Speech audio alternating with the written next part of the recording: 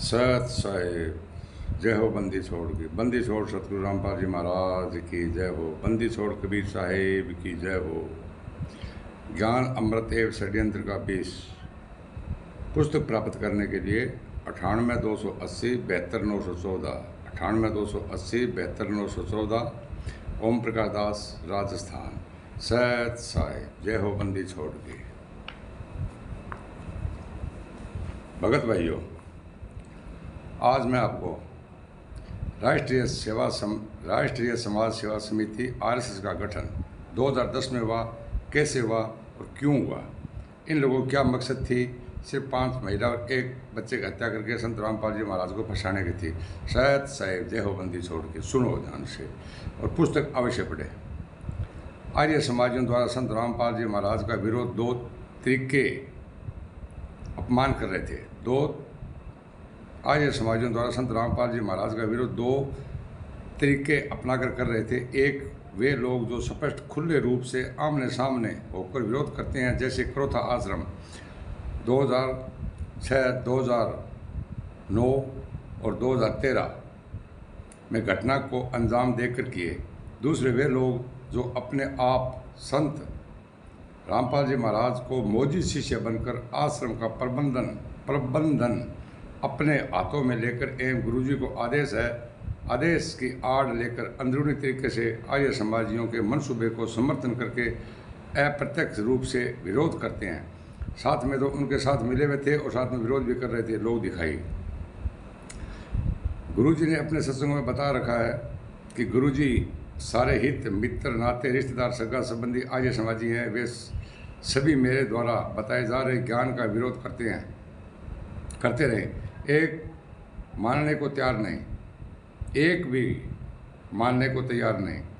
भगत समाज विचार करे, वही हित मित्र, वही नाते रिश्तेदार, वही सगा संबंधी आज सतलोक आश्रम का प्रबंधन अपने हाथों में लिए मौजूद भगत बने।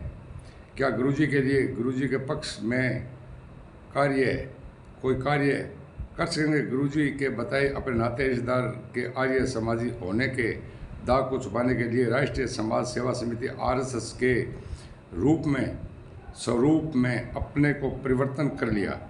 इस स्वरूप में परिवर्तन करने के लिए ऐसे लोग भक्तों को बुलाकर दिनांक 14, 8, 20 और 10 को रोहतक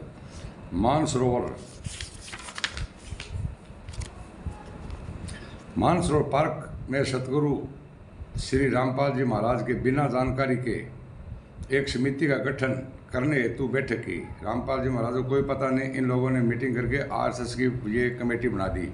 इन दिनों गुरुजी 100 से 110 किलोमीटर की दूरी पर स्थित बरवाड़ा आश्रम में निवास करते थे।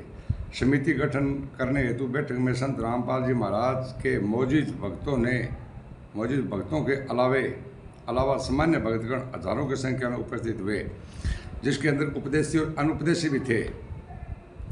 मौजूद भक्तों अपने मनमानी आचरण करने वाले ने अपने उद्देश्य के प्रति सामान्य भगत गण को प्रभावित करने वाले बातों को सुनाकर कि संत रामपाल जी महाराज एवं उनके अनुयायियों को प्रति राजनीतिक, प्रशासनिक, न्यायिक बर्बरता के साथ साथ धार्मिक सामाजिक बाधा पहुंचाने में कोई कसर दुश्मनों द्वारा नहीं छोड़ी जाती। इसलिए ऐसे राजनीतिक, प्रशासनिक, न्यायिक बर्बरता तथा धार्मिक एवं सामाजिक बाधाओं से निपटने के लिए, उससे मुकाबला करने के लिए एक समिति का गठन किया कि कोई भी लोग हमारे ऊपर अटैक न करे। मनमाना आचरण था ये भी, ताकि ऊंचे पदों पर बैठे भ्रष्ट अधिकारियों, मंत्रियों तथा न्यायाधीश के विरुद्ध मजबूती से लड़ सके और संत रामपाल जी महाराज के साथ न्यायालयों में जाकर असामाजिक तत्व, दबंगों आदि से निपटने के लिए हर संभव प्रयास कर सके। सभी उपस्थिति भगत गण ने समिति गठन करने की स्वीकृति एक मत एक राय होकर के दी। इस बैठक में समिति का गठन प्रस्ताव स्वीकृति होने के बाद इस समिति का नामकरण पर चर्चा की गई। तदुपरांत सर्व समिति से समिति का नाम राष्ट्रीय समाज सेवा समिति अर्थात आरएसएस रखा गया। तत्पश्चात राष्ट्रीय समाज सेवा समिति का नियम, संविधान एवं उद्देश्य तय किया, अर्थात नियम बनाए गए। राष्ट्रीय समाज सेवा समिति के जो नियम बनाए गए, उन नियमों का साक्षात विवरण मैं निम्नलिखित इस आगे भाग में दूंगा। इन लोगों की एक मसा थी कि मतलब संत रामपाल जी महाराज को किसी तरह से जेल कराई जाए और 5 महिला और 1 बच्चे की हत्या। शायद साहब अगला चार्ट मैं कल आपको बताऊंगा राष्ट्रीय समाज सेवा समिति का आश्रय संविधान इन लोगों ने कैसे मनाया।